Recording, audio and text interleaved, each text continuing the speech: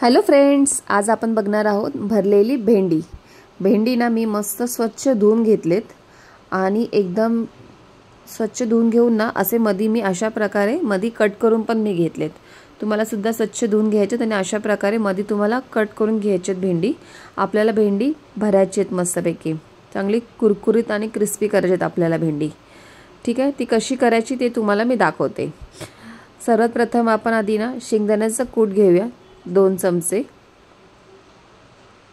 शेंगदाण्याचं कूट घेतल्याच्या नंतर आपण त्याच्यामध्ये ओलं खोबरं टाकूया थोडंसं। नंतर 1 चमचा बेसनचं पीठ, थोडंसं तांदळाचं पीठ। तांदळाच्या पीठाने कसं छान क्रिस्पी होतात आणि कुरकुरीत होतात। लाल तिखट, थोडीशी हळद, चवीनुसार मीठ, थोडासा आपला गरम मसाला आणि सर्व हे प्रॉपर आपण मिक्स करून घेऊया। सर्व मसाले एकत्र झाले पाहिजेत। सर्व प्रॉपर मिक्स करून घ्यायचं आपल्याला आणि त्याच्यामध्ये आपल्याला ना थोडंसं पाणी ॲड करायचं आहे।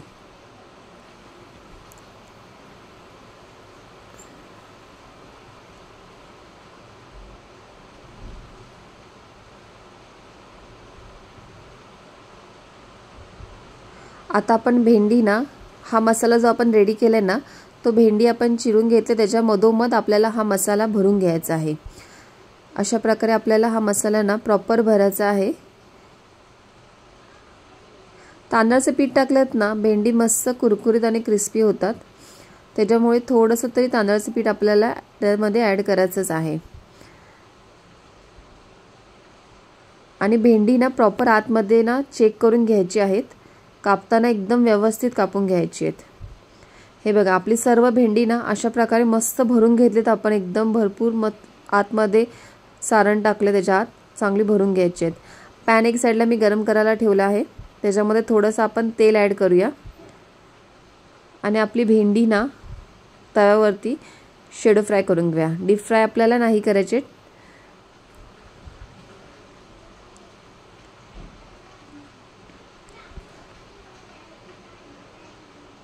सर्व भेंडी अशा प्रकारे आपल्याला लावून घ्यायची तव्यावरती आणि आपल्याला गॅस ना स्लो ठेवायचा आहे। स्लो जेवढा गॅस आपण ठेवू ना तेवढी आपली भेंडी ना मस्त कुरकुरीत आणि एकदम क्रिस्पी होतात। तुम्ही पाहू शकता, मी दुसरी बाजू पलटी करत आहे। किती छान कलर पण किती सुंदर आलाय आणि अशा प्रकारे ना तुम्ही करून नक्की बघा, भेंडी खायला पण खूप सुंदर आणि क्रिस्पी लागतात।